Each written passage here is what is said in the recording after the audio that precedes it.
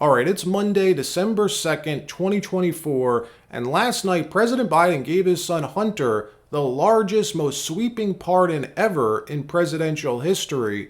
Also, what the hell is happening in California? More insanity in the Golden State as Governor Newsom and his Looney Tunes government just announced their plan to fight Trump's mass deportations. You won't believe how they're planning on doing this with your money.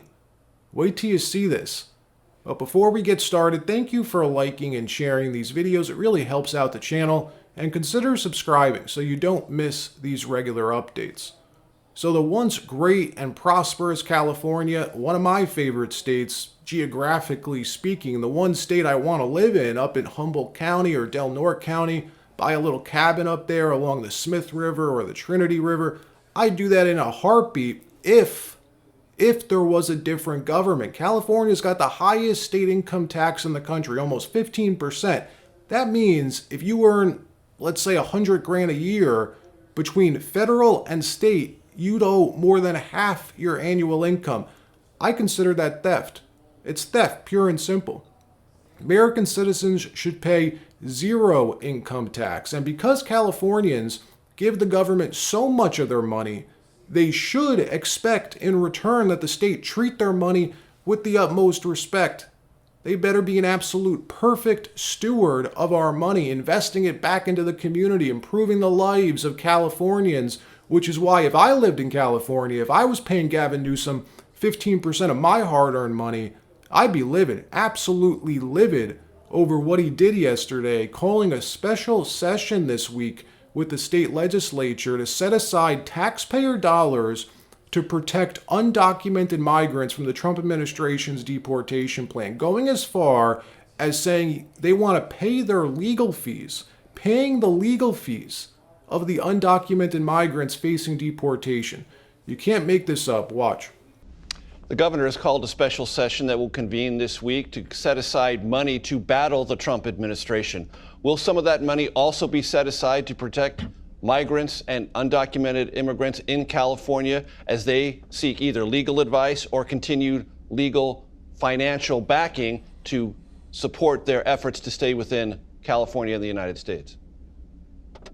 Yeah. Again, if the first Trump administration is any indicator, we know that there will continue to be a lot of fear in communities, and communities that deserve to know what their rights are and what their rights are not. And so if it's legal assistance, legal advice, legal support, that's just the California way. We embrace our diversity. Our diversity is what's made our communities thrive and our economy thrive. And so we will assist families against the threats of the Trump administration. This is a slap in the face to every Californian. He's taking your money, which if you don't pay, he'd throw you in jail in a heartbeat. Taking your money and giving it to criminals. That's effectively what's happening here. It's infuriating, and I don't even live in California. This isn't why you pay taxes, folks. You don't pay taxes so your government can turn around and give your money to undocumented immigrants to use on lawyers. And this comes after Oakland last week just announced they're going to be laying off police, closing fire stations, libraries, and other public services. Because why? Because they're running out of money. To cut already shortened police department makes absolutely no sense.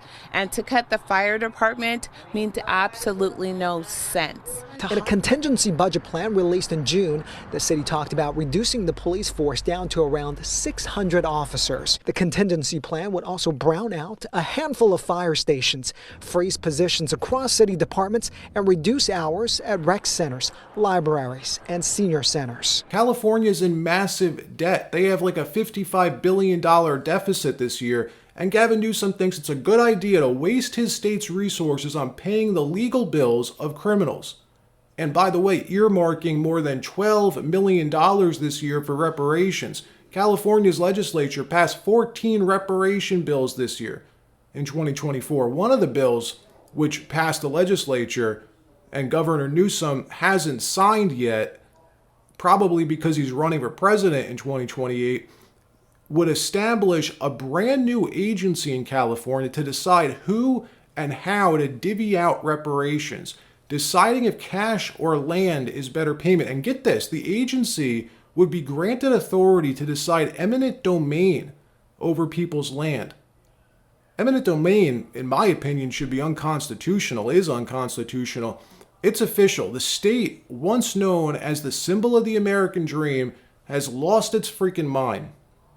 In another story, President Biden last night gave his son Hunter the largest, most sweeping pardon ever executed by a U.S. president, a blanket pardon, which means for all crimes he committed or may have committed between January 1st, 2014 to today, which is very odd. Why would he backdate or go back to 2014, 6 years before becoming president?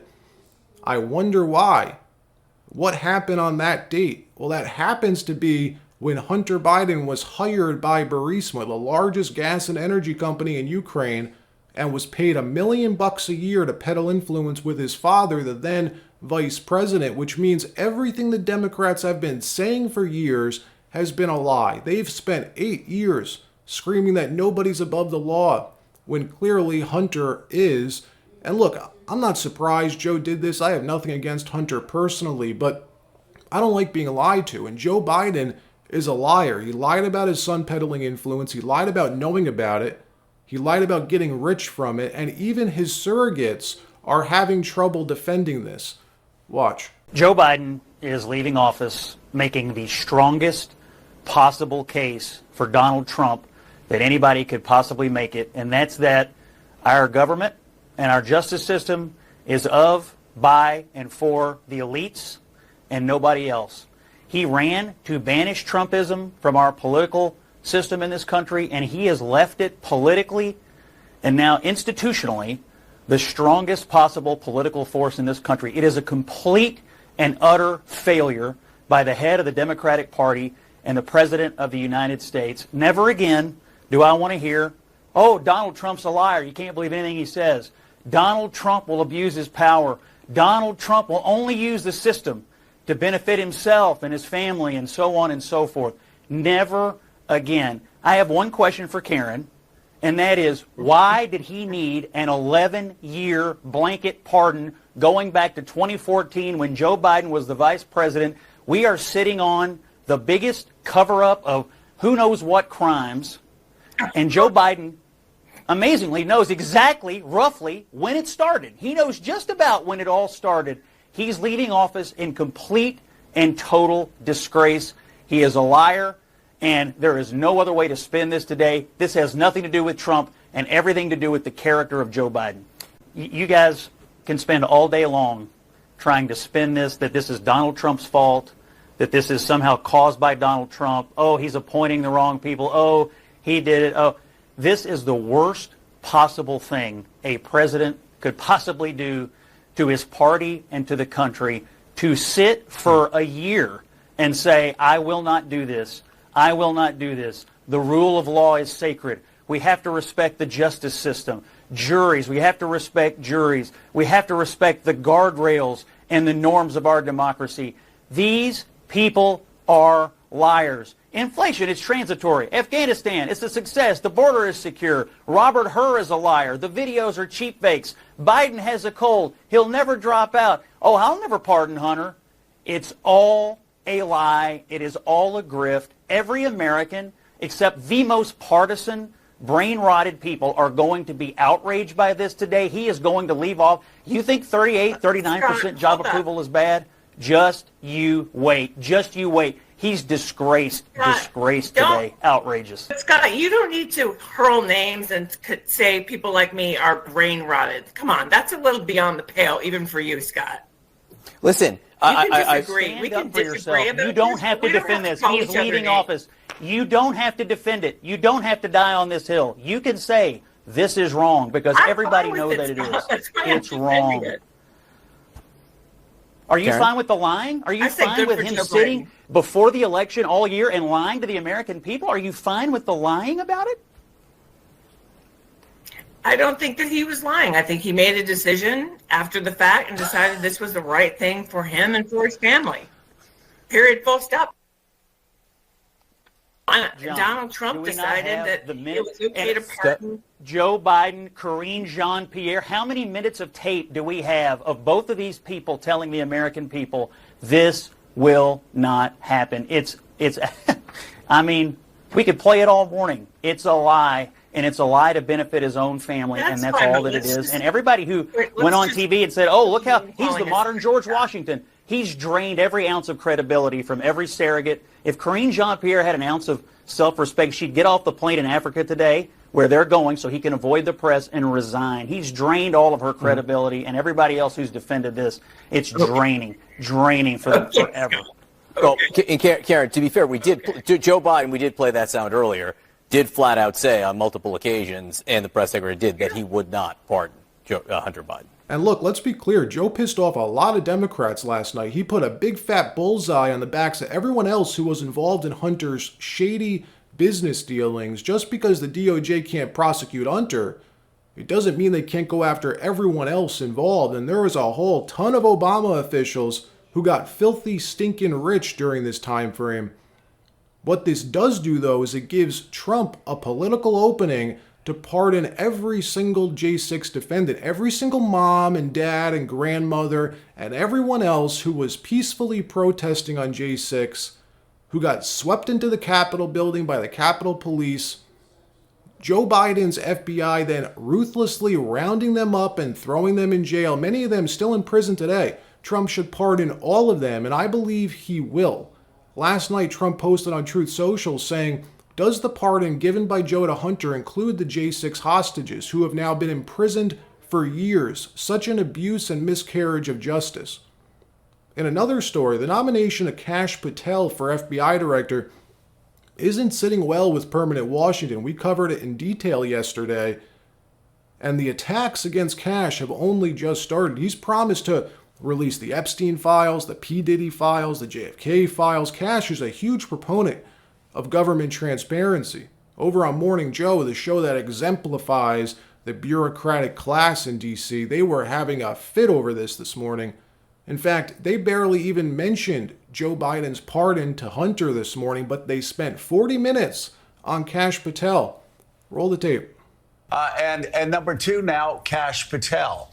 And Kash Patel, of course, is a person who infamously said he was going to jail reporters and journalists and news people who did not go along with the 2020 election conspiracy theory. It's not even because he's an ideologue. It's because he seems, according to this piece and everything we've seen, singularly focused on exacting revenge on people who did not carry through on Donald Trump's threats of retribution. And again, we will be playing the clip in a minute where he promises to arrest journalists and reporters and news people who refused to go along with the 2020 Stop the Steal conspiracy theories. Kash Patel, perceived by many to be deeply dangerous because he has indeed, as you note, no qualifications for this job. The good news is they've blown their shot at killing Trump's nominations when they rejected Matt Gaetz. Unless they were to stir something terrible up on him, which won't happen, he's going to get confirmed. Remember, Kash was chief of staff at the DOD, deputy director of national intelligence. He's already been vetted. He receives regular FBI vetting to hold the clearance he has. He's the real deal, and most Republican senators have already circled the wagons around him. Here's Senator Tom Cotton, powerful Republican senator, this morning giving his full support for Kash Patel as FBI director. Watch. I do know that Troy is right when he talks about all that Kash worked as a member of that committee staff and then at the White House to expose the corruption and wrongdoing at the FBI and the Department of Justice that unfairly targeted Donald Trump and those around him in his first campaign. I'd also point out that he has many years' experience as a federal prosecutor and a federal public defender, which means he's experienced not only in putting criminals behind bars, but also can understand what happens when government overreaches. That used to be something for the last 4 years that the Democrats extolled as they were putting federal public defenders on the bench. But now all of a sudden they condemn that kind of experience at the very same time that Joe Biden is committing a total perversion of justice by giving his son the most sweeping pardon in modern American history. It's a pretty stark contrast for the Democrats. All right, that wraps up this episode. Like, subscribe. We'll see you next time.